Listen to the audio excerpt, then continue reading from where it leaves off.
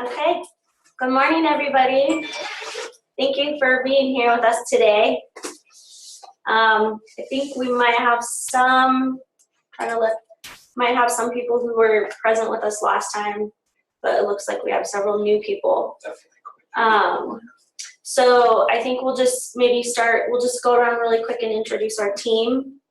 We want to start over here with Krish. Hi, I'm Krish. I work at the Hopes. I'm a pharmacist in the pharmacy, and we manage all types of disease states down in the Hopes Pharmacy with HIV and Hep C. But one of the other important components, of course, is addiction and Suboxone and Vivitrol and everything else, which we'll be getting into more detail. My name is Carol Hain. I'm a physician's assistant. I work at Northern Nevada Hopes. I'm part of the Medication-Assisted Treatment Committee program.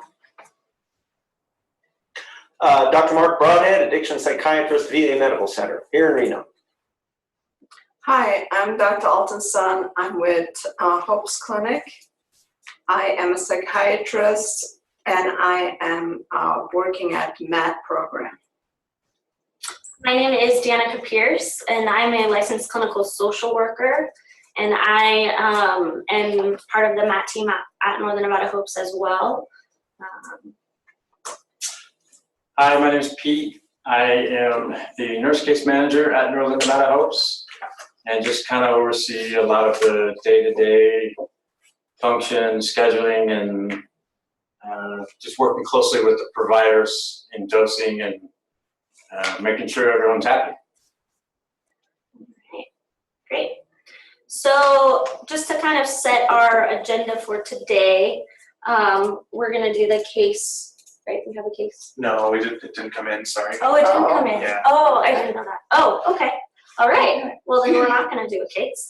I guess we'll just start with a PowerPoint presentation. Well, let's see if anyone else out there has a case. Yeah? Yeah. Okay. Well, since we don't have any cases submitted, I guess we will just, because we have plenty of time, if anybody has anything that they'd like to kind of bring up for discussion, questions, concerns, now would be a great time to do that.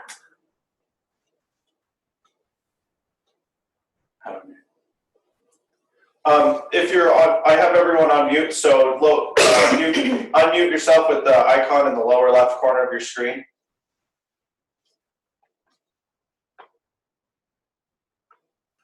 Does anyone have any cases or questions right now? None. I can't hear them. Not yet. Not yet? Okay. Do we want to do more? Do you want to have them introduce themselves? Lurking.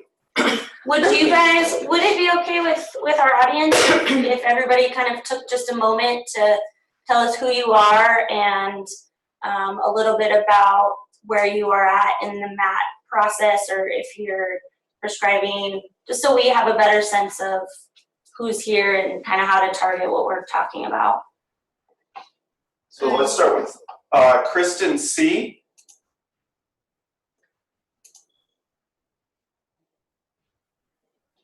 Kristin, are you there? No. Okay.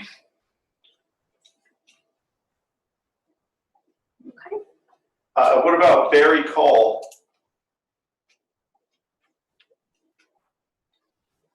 Hello? Yes. I'm a psychiatrist, currently semi-retired, consulting in both pain education, previously certified from the Data 2000 program with a CSAT waiver to do buprenorphine prescribing, but not currently doing so, thinking about maybe going back to it. Okay.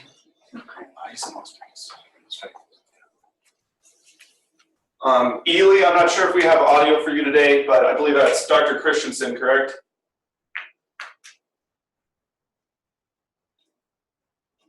I'm not sure if we can't hear yet.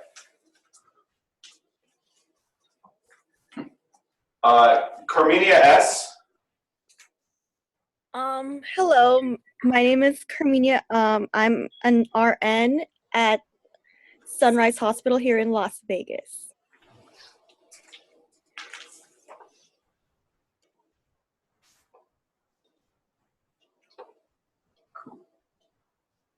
Chris, do you want to go ahead and introduce yourself?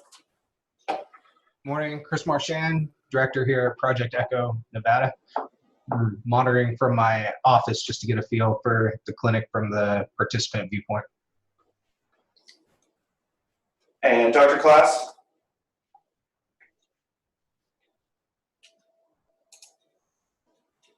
Good morning. I'm Evan Class. I'm the executive director of Project Echo. Also looking in from my office, wanting to get a view from this side of the world. Becky? Yeah, can you guys hear me? Yep. So my name is Becky Bailey. I'm with Nevada Rural Hospital Partners, and I am watching to get a feel for the education presented here so I can relay that to some of our groups, especially our risk manager work group, so that hopefully they will be inspired to attend and participate in the future. HCIC?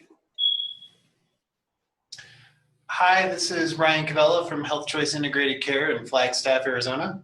And I'm Sunshine Kaufman from HCIC. And we're an MCO here in Northern Arizona. We have several MAT providers throughout our network. Thank you. Kelly? Camilla. I'm a social worker at the Sanford Center for Aging. We have a geriatric assessment clinic. We do see some older adults come in who have some substance use problems, and I'm here for education. Thanks. Alan? Oh, good. I'm off mute. Thank you for unmuting me. I'm Alan Fisk. I'm in the Elko office. I do technical support. I'll only be here for a little bit. We have another conference starting at 8:30. Dr. Chrysler? Yeah, I'm just interested in seeing what's new and keeping up. I live in a retirement community. I do some consulting work, but I live in a retirement community and asked a lot of questions, so I'm here for knowledge. Thanks for joining us. FK Kanyar? Yeah, Farzad Kamyar here. I'm a psychiatrist, currently prescribing buprenorphine / Suboxone. I'm also here with my wife, MJ Kamyar, kind of sharing the screen. She is a perinatologist here at High Risk Pregnancy Center, and she's kind of getting introduced to the world of MAT. Wonderful. Thank you for joining us. Thank you, guys. Can I just jump in and ask where you're located? Las Vegas. Las Vegas, great. Thank you. Arathi? Hi, I'm Aarti Veeraswamy. I'm an OBGYN in Reno, and I do deal with high-risk pregnancy and addiction. So wanted to get a feel of how things are since there are a lot of changes in our community going on. Wonderful. I don't know if we have audio, but that's Lori Swartzoff. And then T. O'Neill. Hi, I'm Tim O'Neill. I'm a family practice PA in Minden Family Medicine. And are you currently prescribing any MAT therapies? I'm sorry, any what? Like buprenorphine, Suboxone, anything like that? No, I've not attended that training as of yet. Do we want to try the first two again? I think it was just Kristin. Kristin C, are you there?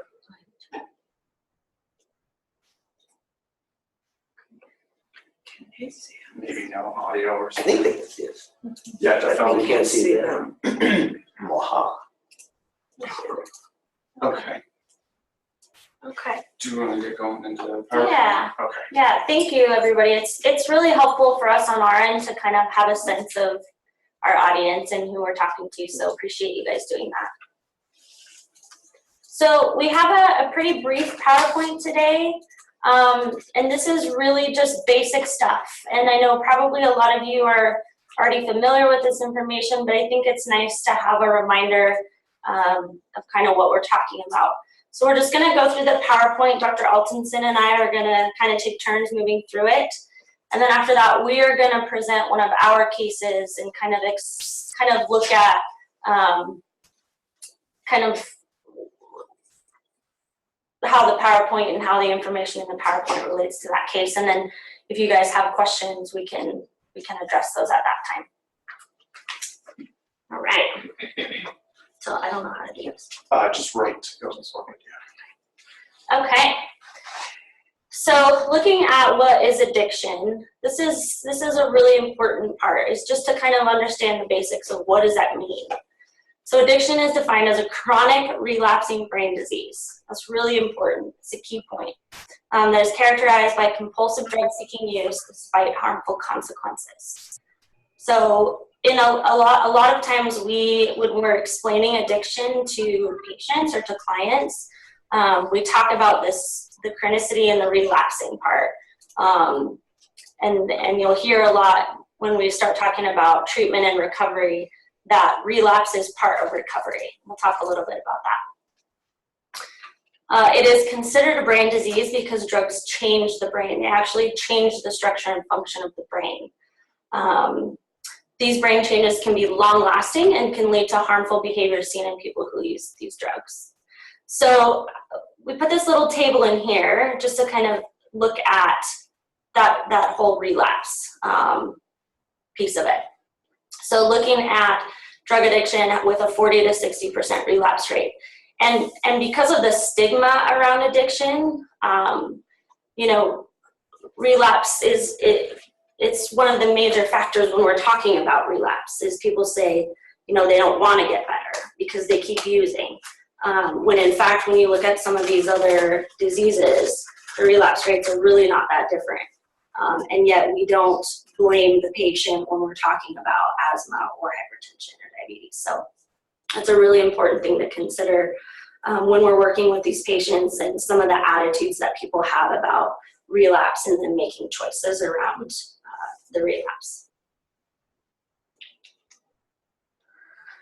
So also really important to understand is that addiction is a developmental disease.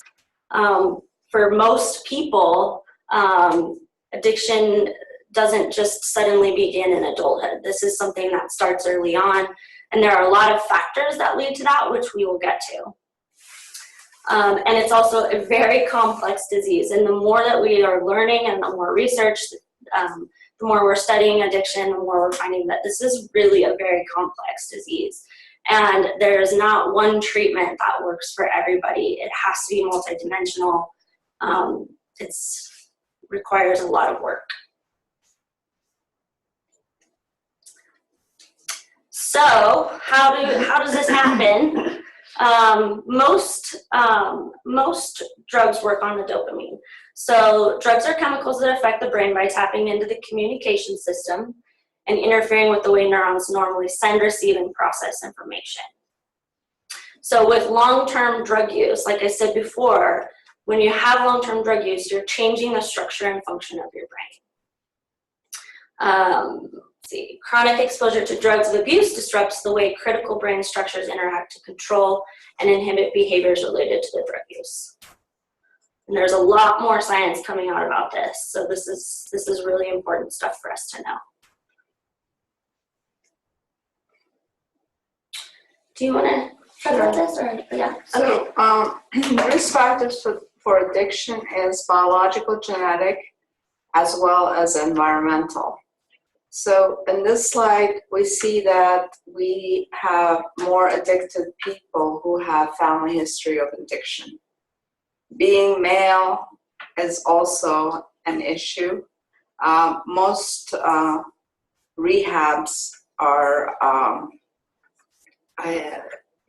populated with male patients, and but we're seeing that more and more women are also coming into rehab facilities, and when they do actually enter, they have more severe illness, and they generally have more severe mental illness as well, mainly anxiety and depression. Another risk factor for addiction is having mental illness, and then exposure to substances in utero. Can we go to the next slide? Oopsies. Yeah. Okay.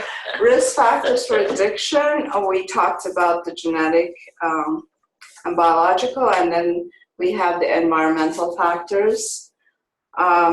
Most adolescents who start drug use have lack of family involvement, abuse, or chaotic households. They're very influenced by their peer pressure, peers. They have poor skills. Many times parents use, and they have an attitude of being very lenient. And I hear sometimes that some of my patients actually sit together with their parents and they all use drugs. These adolescents generally have poor school performance, and they start taking highly addictive drugs via IV or smoking, and they get addicted very quickly. In their communities, there are drugs available, and because of their chaotic households and poor schooling and poor social skills, they end up getting traumatized. Community poverty also are risk factors for addiction. So these are the two components for addictions, the environmental as well as genetic and biological. And at this point, I'd like to give you a case study, and you can see how our patient has all the risk factors. And this is a very typical case. And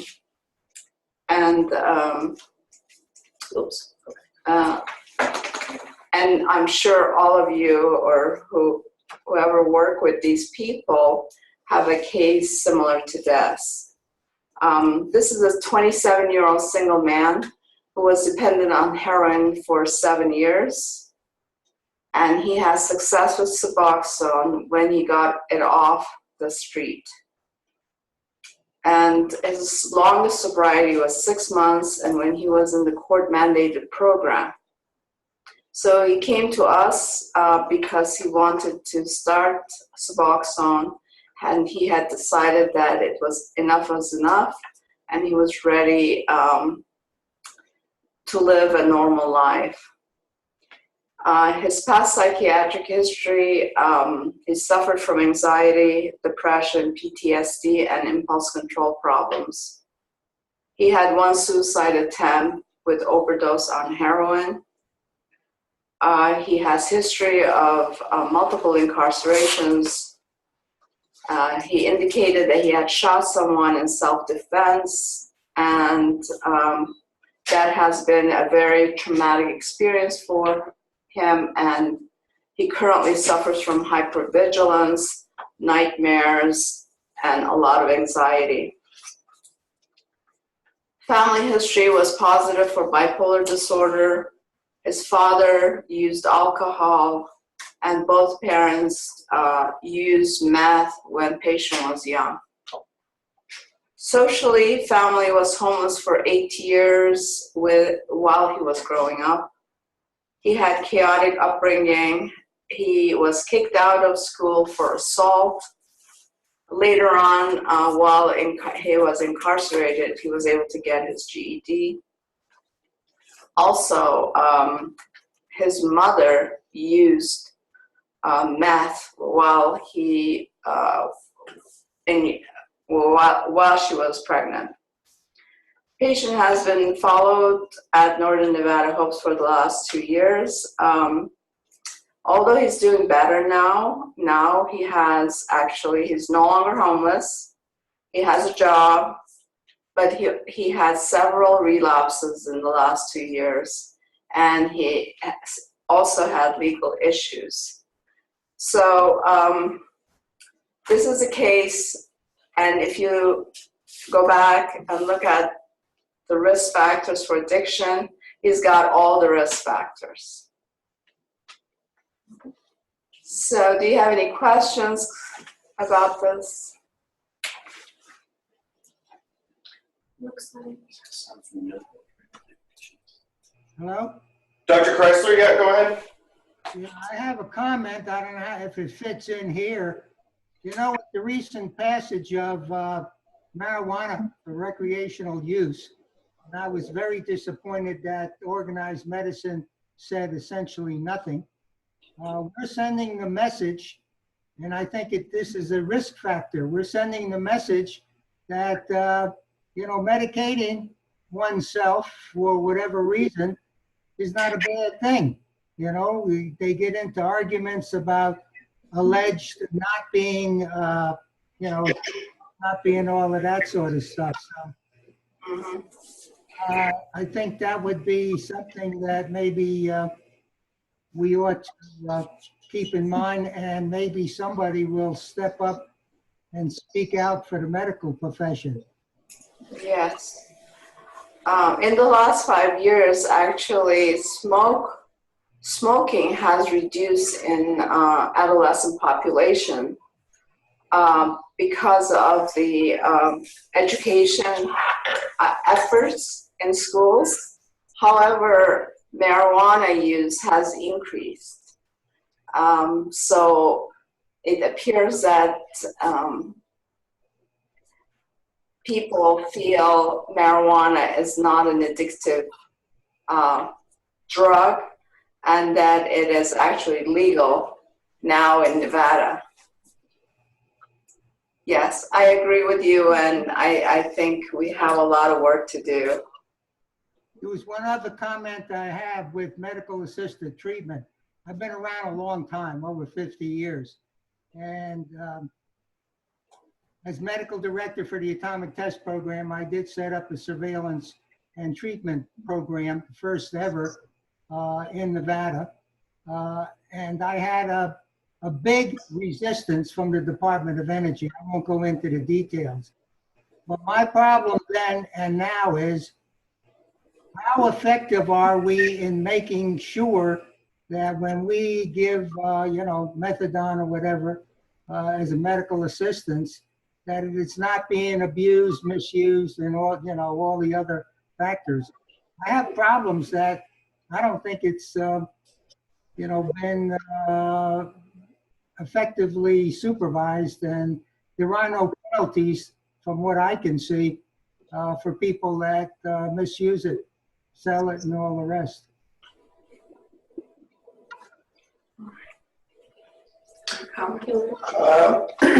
Well, I think you're right. You're giving medications which are essentially addictive to folks who have addictions. What could go wrong? Which is why methadone is set up the way methadone is, which is, it is in a methadone clinic, it is dispensed on a daily basis, and only after somebody has shown that they are doing well are they allowed to have an increased number of take-homes. And you're going to have to accept a certain amount of diversion. You do try to minimize that, but you're going to have to expect a certain amount of diversion just by the nature of the beast that you're dealing with. Folks are creative. And as creative as we get at catching them, they'll find different ways of getting around it.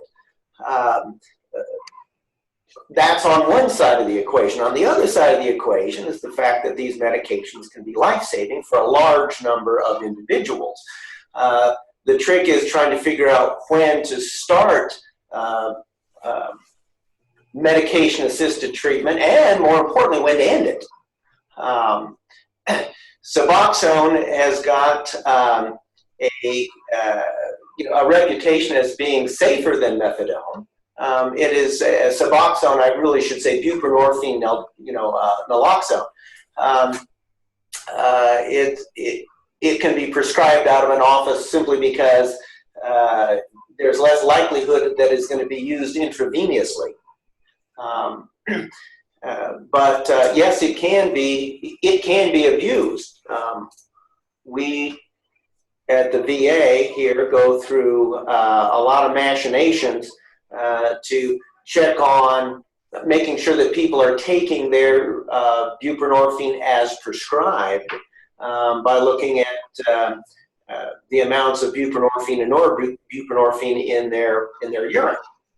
So making sure that they're not chipping around on it and perhaps either selling it or using it as a bridge so they can continue using medications. So yeah, it can be done. We have to be vigilant over that aspect of using potentially addicting medications in this population. But on the other hand, it actually can be life-saving for large numbers of our population. I just want to add to that. I think that's the point is, and that's why we're here, is whether you want to blame big pharma or blame cheap heroin or blame cheap painkillers or blame the mesolimbic reward system, we don't have time to wallow in the blame, because every day 100 Americans die every day. And that's why we try to do what we do in a controlled environment to try to lift us out of that, and all the pieces come together. Is there like a protocol for when you wean people? Like, I know a patient and they were pregnant, so they were put on methadone, and the government pays their methadone clinic, and child's now almost 5, and there's like, they don't like want to wean her or like attempt it, and like she was saying that she has to have EKGs every 6 months because she's on such a high dose. But I'm like, but at what, and I get, of course, she's not going to want to get off of it. Like, but at what point do they start saying, okay, like, we need to start tapering you off? Like, well, it's not the amount of time that they're on the drug. I don't look at the amount of time that they've been taking it. What I'm looking for is change in the individual. The whole idea behind giving them, in my mind, behind giving them a medication-assisted type of approach as opposed to a pure abstinence-based approach is that they're going to relapse into drug use unless they make some changes. Nothing changes till you change. So they're going to have to show that they've got psychological, social, and spiritual changes such that we think that they're going to do well off the drug. you're going to have to want to do it, just like with drugs, you're going to have to want to get clean or you're not going to be successful. Well, want is a part of it, but some people want to get off the drug simply because they want to use again. So wanting to get off of it is not necessarily the best thing for them. The question is, do we think they're going to do well off of it? So have they changed their life? Do they have a job? Do they have housing? Are they not engaged in illegal activity? Have they increased their social support systems? Have they changed their playmates and their playgrounds? Do they have the type of emotional resilience to be able to handle feeling hungry, angry, lonely, and tired? So just some of those basic living skills so that if and when we do get them off opiates, they've got the greatest chance of not returning to use. Because it doesn't matter how many times they run out of the burning house, the question is, are they going to run back in? Do those clinics also, because I know they like meet with like psych doctors and stuff, you know, and have counseling sessions and stuff, but do they look at like prescribing like anxiety medications or depression medications or something to help with some of those coping skills while they're doing the methadone, or are they strictly like methadone clinics and stuff? Well, it depends upon the clinic. But almost always there's a biopsychosocial approach to how these folks are treated. It's not just take your pill and go home. And generally, they're not. They won't prescribe anything addictive. Okay. They will have antidepressants, mood stabilizers, and anti-anxieties that are not addictive. Yeah. And in our MAP program at Hopes, we're really fortunate because Dr. Altonson is also a psychiatrist. And so when she's seeing our patients, she's assessing for all of that as well. And so our patients are treated both on the substance abuse or the substance use disorder with Suboxone or Vivitrol or whatever it is, but also with psych meds if they need them. Dr. Kreisel, you brought up a great point, and going back to the slide that talks about comparing drug addiction to type 1 diabetes, hypertension, and asthma, a lot of times you have to look at this as harm reduction. When you have patients who are diabetic or are taking blood pressure medications, they may not be very compliant with those medications. But over time, we're hoping that they can gradually hone in on something that is at least is better than where they were. And you're hoping that they don't abuse it in a sense. But unfortunately, even people with, who are on life-saving insulin sometimes use it to self-harm. There's a lot of things that come along with that, but even still, you're not going to stop prescribing it to them. And you have to remember that the addiction really is a disease, and we're looking at this long-term, and we're looking at the bigger picture. What is the overall harm reduction? The amount of money that is spent treating people who are not getting medication assistance, who are either getting abscesses, who are overdosing, that are just completely swamping the ER systems and using up all the resources, totally, flooding the jails. The numbers are outrageous. They've actually done some studies. They found that up to $60,000 to $100,000 a year is spent on resources on a typical heroin addict that is not taking any type of medical assistance, that treatment, medication. So if we can reduce some of that, maybe we can get somewhere, and maybe we can start focusing maybe on a little bit more prevention. I wish there was a cure-all drug, but even still, people who want to use are going to use. And if we can reduce some of that harm, then it's a win. There were a couple of, I think, a perinatologist and OBGYN. I was wondering if they had any questions, because this is where medication-assisted treatment really can be life-saving, and can have a long-lasting effect on the development of the baby in a positive sense. Do they have any questions? Do they want to weigh in on this in terms of methadone versus Suboxone and what their experiences are? Yeah, as an OBGYN, we have noticed that they're able to keep up with the antenatal care when they are on the program. So we are able to finish off the pregnancy and send them back to the program back again. Certain issues we have is if they end up with a C-section or any surgeries during their care, that's when we need to prescribe them some short-term narcotics too. So that is the challenge for us. That's where I wanted to bridge that gap for myself, like how do I handle this situation when they're on other medications? That's a good question. Ibuprofen, I think, is the one analgesic that can't override buprenorphine, but that's in the emergency room setting. I think when I've had patients in a perinatal period on Suboxone, not on methadone, you can stop 4 days before, and then they can have their opioids, which will work for pain, and then stop again and make that transition. So there's a little bit of overlap, but it's possible to stop the buprenorphine, naloxone, have that out of their system. Usually 4 days is what we would recommend before. Yeah, the half-life is, I mean, anywhere between 20 and 40 hours, so you do 36 hours, so 4 half-lives, so you're looking at 144 hours where it's completely out, so yeah, that would be the transit. For most people, I mean, you're assuming normal renal liver functions, obviously, liver, obviously.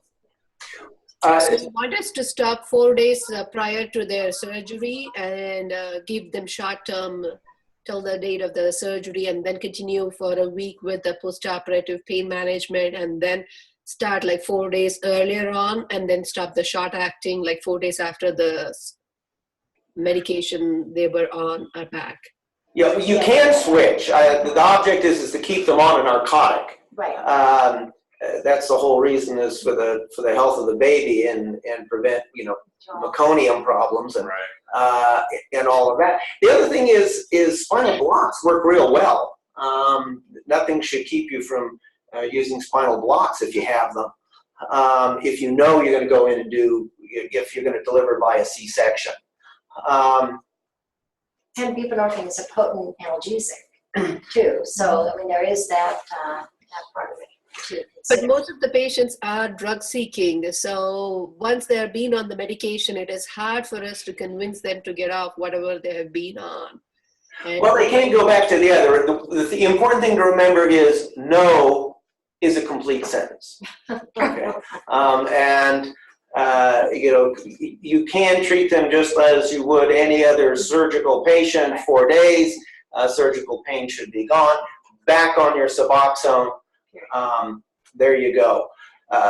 With methadone, again, you can actually override the analgesics with, which is higher doses of oral or IV narcotics, and then return them back to their Suboxone or their methadone clinics. One of the good things to know is the difference between buprenorphine with naloxone and just treating them with buprenorphine. So generally with women who are pregnant, we're giving them buprenorphine and not with naloxone. So if you were to stop a couple days before they were to have a surgery, you're going to treat them with other narcotics. It's not an issue to restart them immediately after that procedure. But it's when you have, for example, buprenorphine, naloxone, if you start them back on their medication too soon, then it puts them into withdrawals. And it's a nasty experience for them. But most patients, what we've seen they're absolutely okay with taking their, this would be like Subutex, just buprenorphine. They can take that right up to the day or 2 days before they're going to have a procedure, and immediately right after the procedure, they can just start taking that again. As long as they don't have, some of the other narcotics in their system, and worrying about respiratory depression, but it's still very safe for them to just start it again right after. So if they're afraid to come off of it, that shouldn't really be an issue. They're not really coming off of it. It's a matter of just a couple of days replacing the buprenorphine with something that's going to be a little bit stronger for their pain during the procedures, and then getting right back on it. Okay, thank you.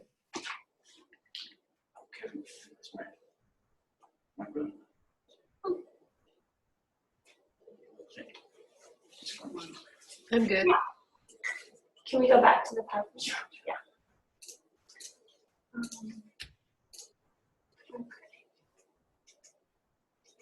Were there any other questions though before we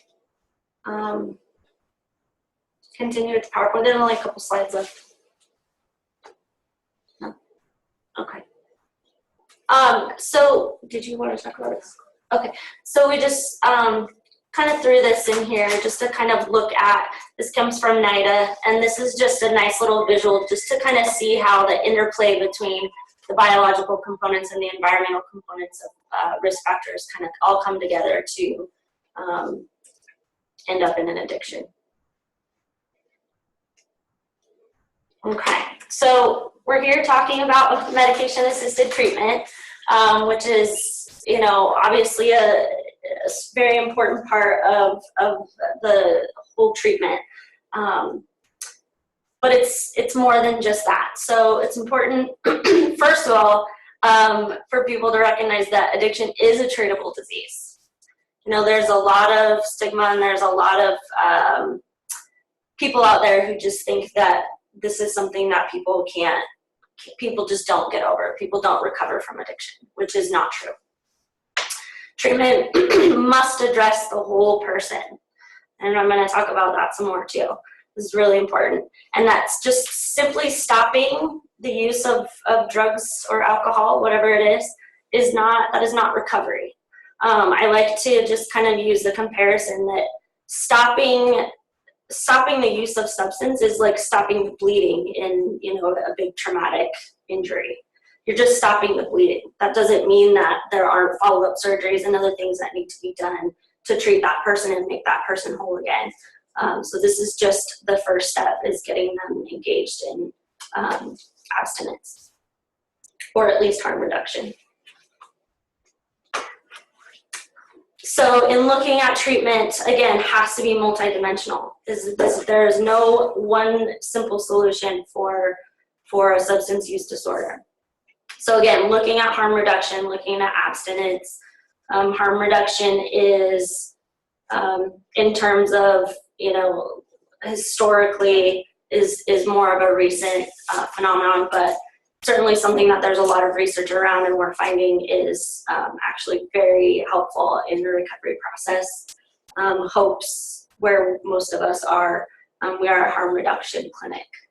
Behavioral therapy. So this is looking at, you know, individual therapy, group therapy, really looking at, you know, other ways to cope with stress.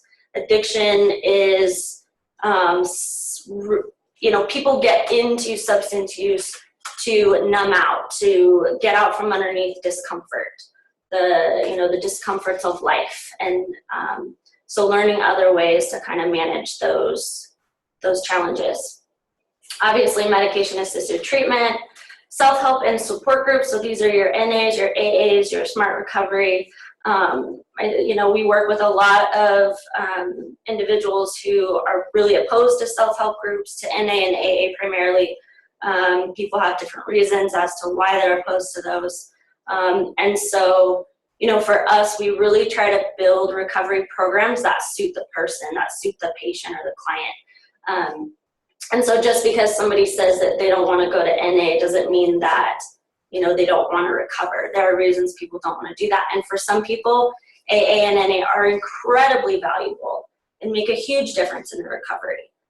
So assigning one sort of recovery program for everybody is never the right way to go. Super important to help clients or patients identify a stable support system. For a lot of people who are really struggling with recovery or have been in their addiction for a long time, they've burned a lot of bridges, or they just never really had a good support system in the first place. This is really, really important. The patient that Dr. Altonson presented on before, that young man has just never had a really good support system. He had his parents who were both addicts his entire childhood. And just, you know, never really had the opportunity to learn a lot of those social skills and build those support systems. But this is super important. So we spend a lot of time trying to help patients identify ways to build those supports around them. And in fact, that's part of our program is we offer a group to people who are in our MAP program where they can come every week. We feed them dinner. And we just give them a place to come and connect and try to build some relationships. Sort of similar to that is finding meaning or purpose in life. For a lot of these people who've been struggling with addiction for a long time, they don't have this. They may or may not be working. They don't have, you know, things in their life that bring them joy or bring them any sort of purpose. And so helping them figure out for them, what are the things that, you know, you could find passion around, or what are those things that make you feel good about who you are, what you're doing. So helping them kind of identify those things. Another really important piece is identifying those co-occurring mental health issues. We know that most people who struggle with addiction have a co-occurring mental health disorder. And so kind of identifying what those are.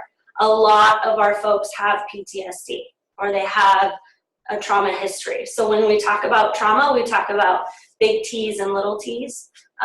Big T's meaning like sort of those single incident, big events, where, you know, there was great risk for harm to themselves or somebody that they care about.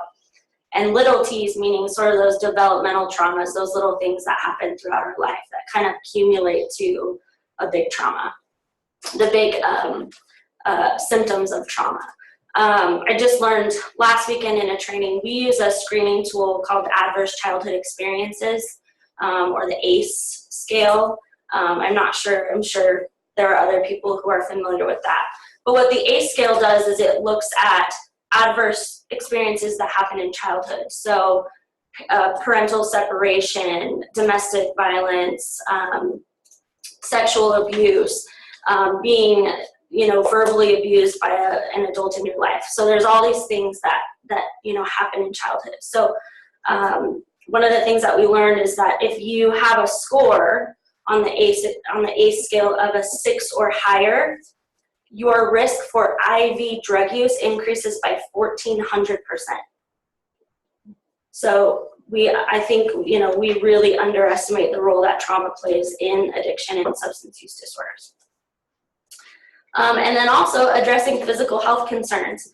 You know, a lot, obviously, for us in MAT, we see a lot of chronic pain. There are a lot of reasons for that, but just looking at other, you know, medical, physical health issues that are creating problems for the person.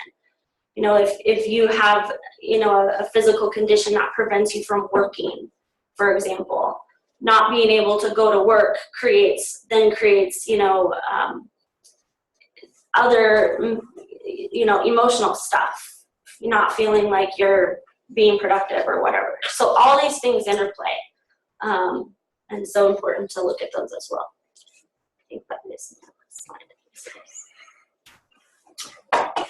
So that's all the slides that we have. Wondering if we have any other questions that have come up.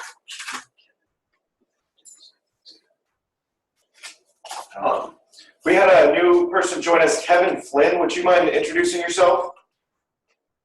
Hi guys, I'm Kevin Flynn. I'm the Director of Pharmacy at Northern Nevada Medical Center. So sorry I couldn't join at the beginning, but yeah, we see a whole bunch in our ER, so this is always a topic that is pertinent to really every aspect of healthcare. So, Do you guys have a referral system? Anybody who comes in, like overdose, do you guys have resources that you send people to? I'm not aware of any resources. I'm sure our social work has reaches out to the community, but here in the pharmacy, you know, we're kind of removed from that.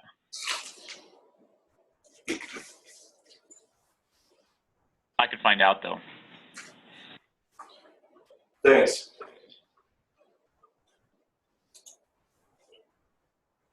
Oh, sorry, Dr. Chrysler, let me unmute you. Go ahead, please. Do you have a connection to the physician monitoring program? Yes, we do. No, I mean, this is with Dr. Flynn. Yeah, I mean, our ER is, all of our ER physicians utilize the PMP. Yeah, it's not a barrier. Last year, much better integrated. You know, we can look almost any state. Just look at California. Do we have any other questions, patients that you'd like to discuss? So we report in. Yeah,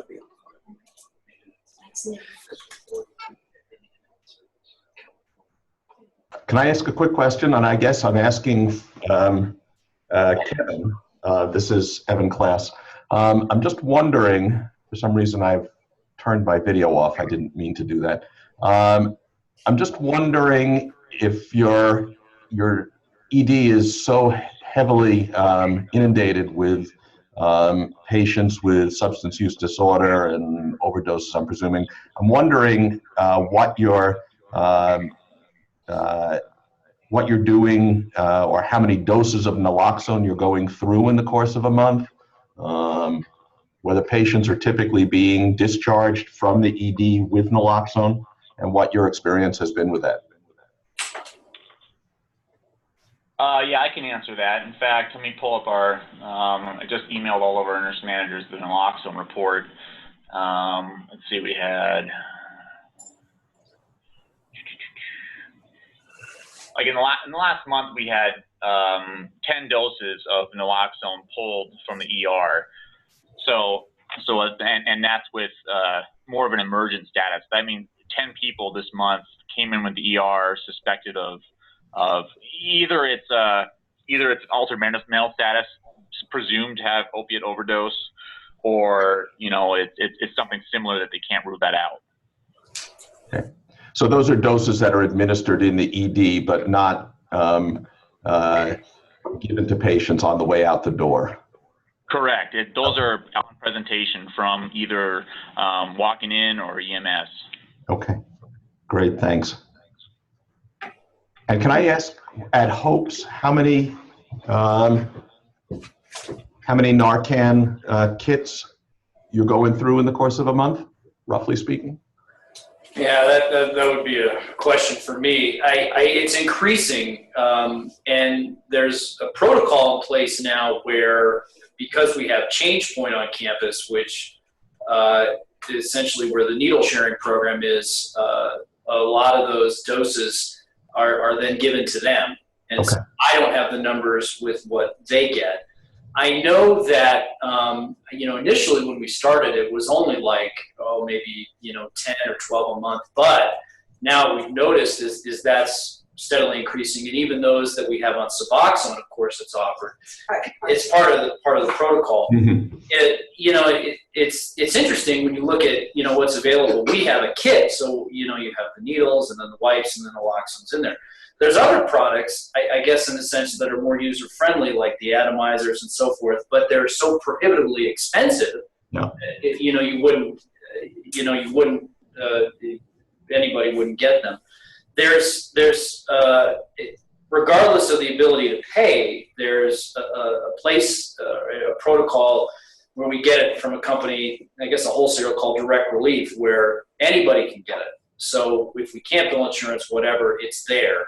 And anybody that asks for it, they can get it. So it's increasing. Great, thanks.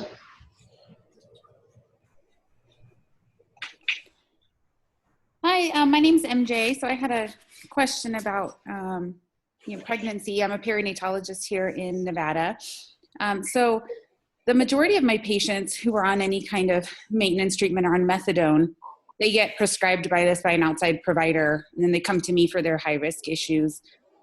But I'm just wondering if any of you have protocols for initiation of Suboxone in pregnancy. So someone who comes in not on, any kind of maintenance therapy and initiating Suboxone in pregnancy, or switching patients from methadone to Suboxone in pregnancy. I'm just wondering if anyone has any experience doing that or has any protocols for that, because I haven't really been able to find anything, and I'm just wondering if anyone has any experience.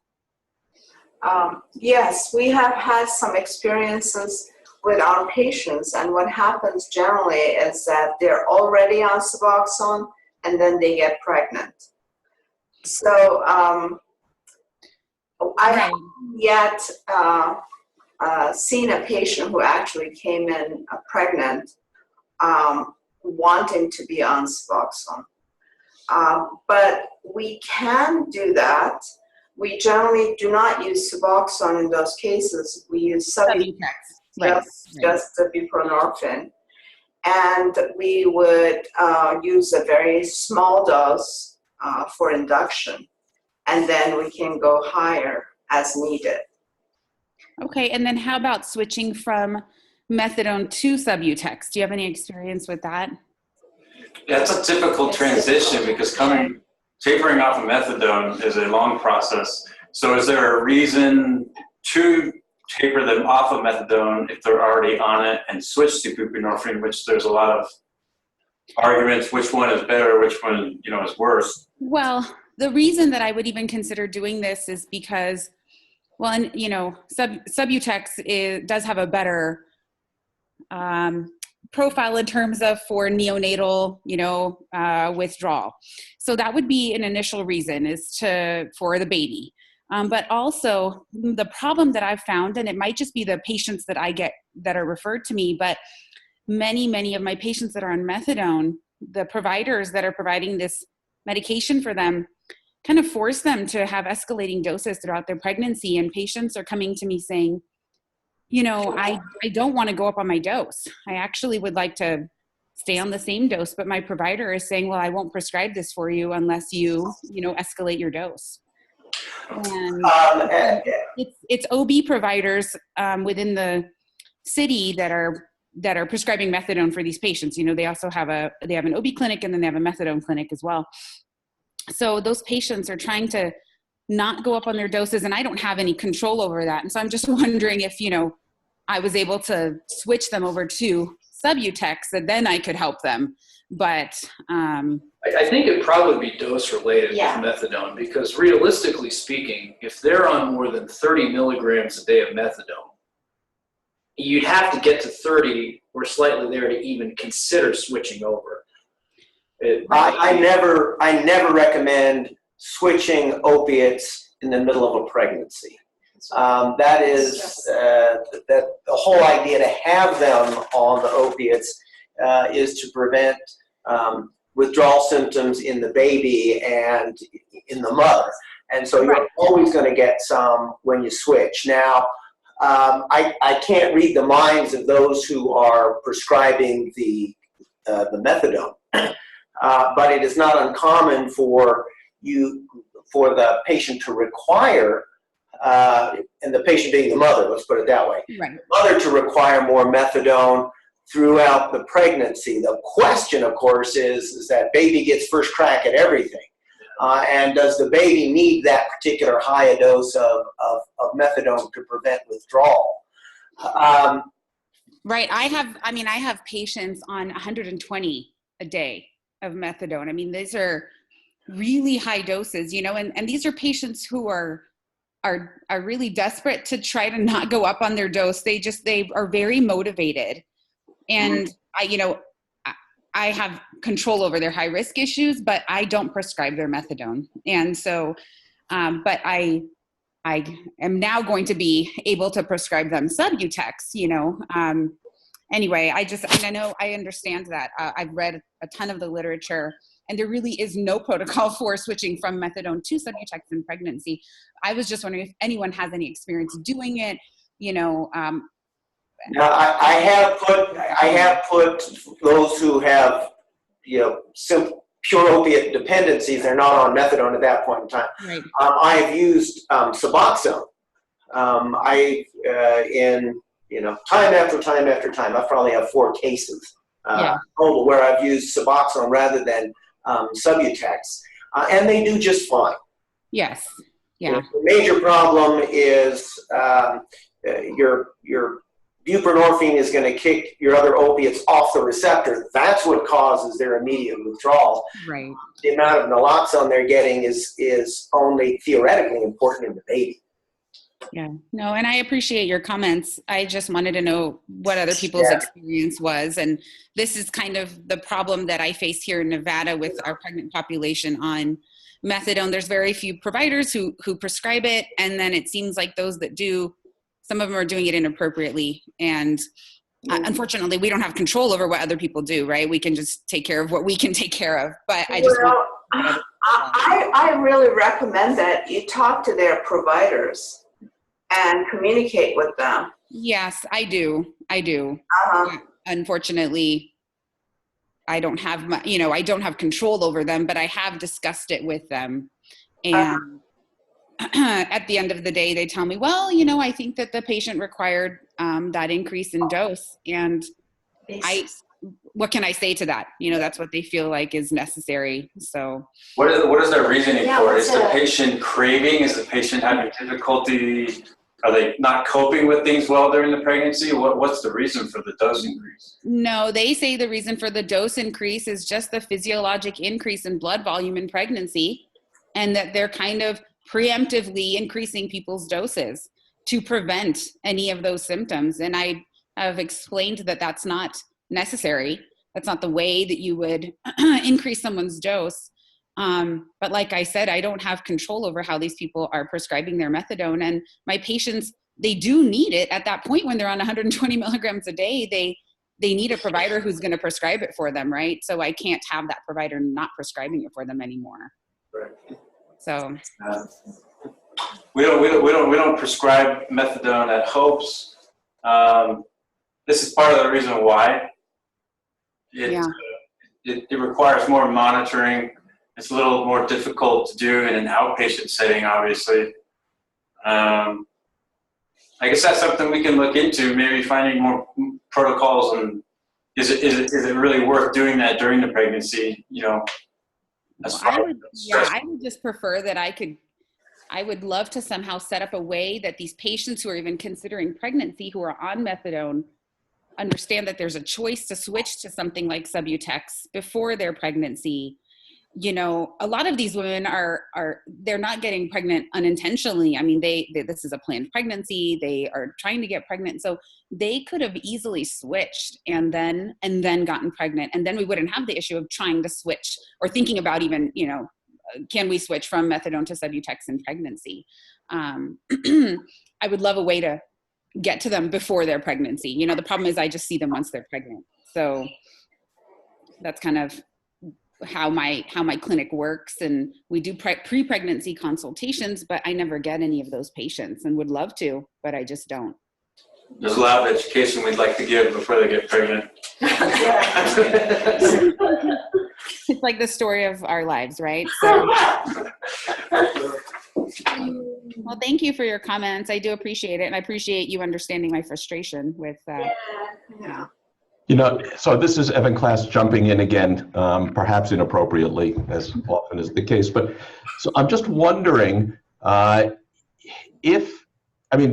sounds like an incredibly important target audience for this program. If we could in some way interface with the OB community or the methadone community to perhaps have an intervention. We're always looking for new ways to find audiences, and I'm just wondering if you have any insight about how we might, whether there would be some central point through which we could reach that group of providers who are caring for these patients at a time where maybe we could have them pivot to a different approach to therapy. Right. So, I know the providers who are prescribing methadone to our pregnant patients because they refer their patients to me.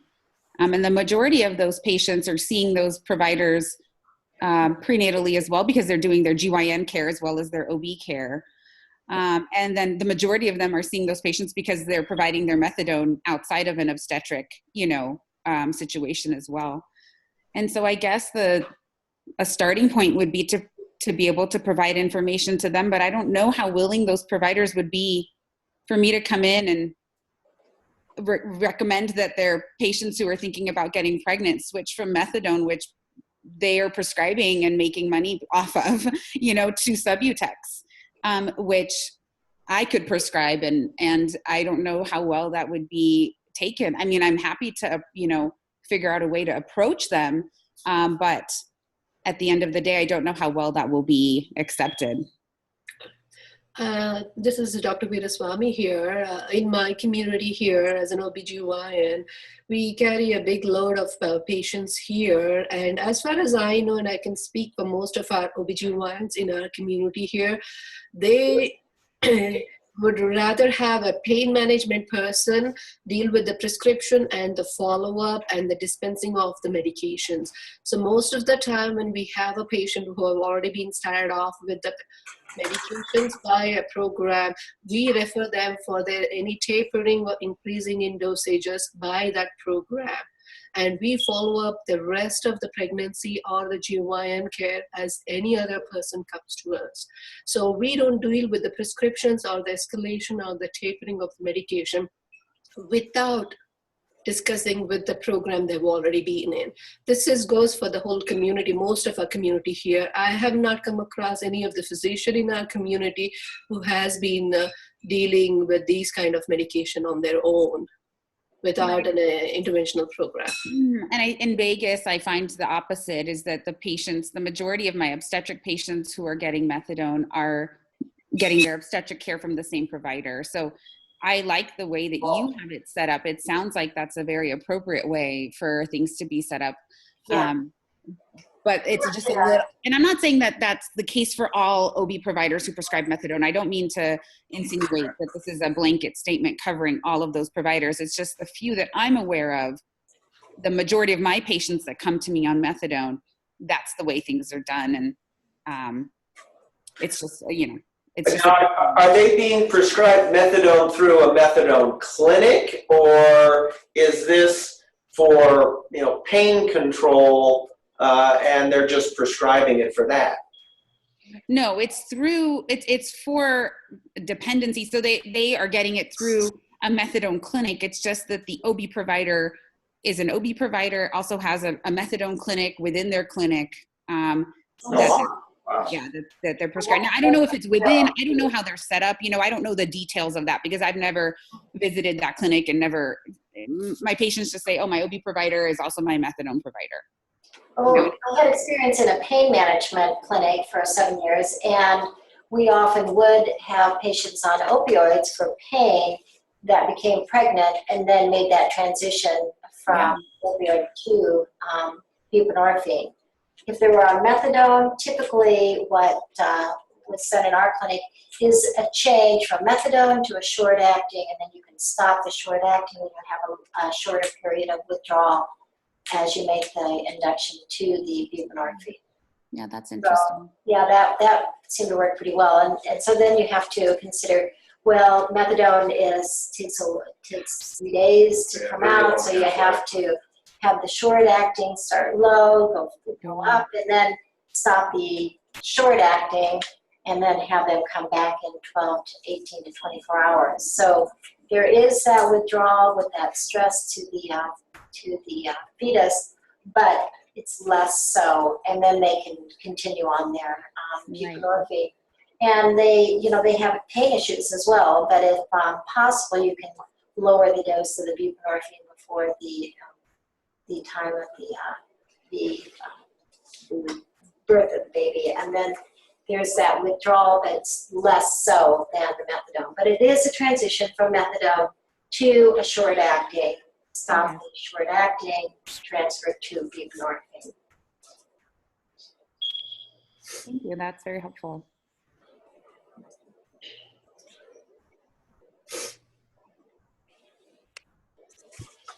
Any other questions, comments? Complaints?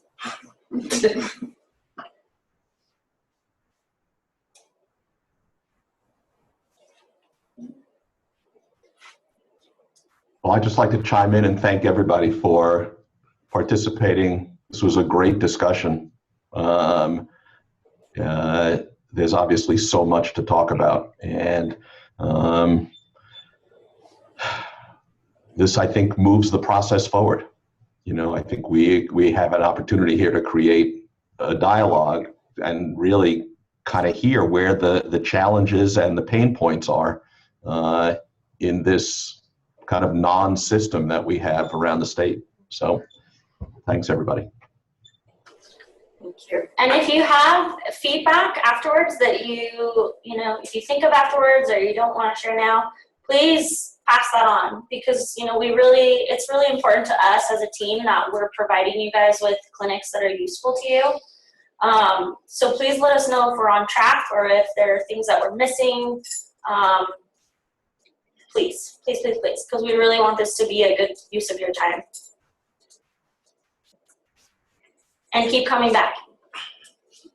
That was an AA joke. It works if you take it. I love that's not true. It sounds. Okay, anything else before we finish up for the day? Okay, thank you everyone for joining us. Thank you. I have a question here. Oh yes, absolutely. How do we get the CME credits? I can follow up with you and I can send you all the information for that. Thank you. Yes.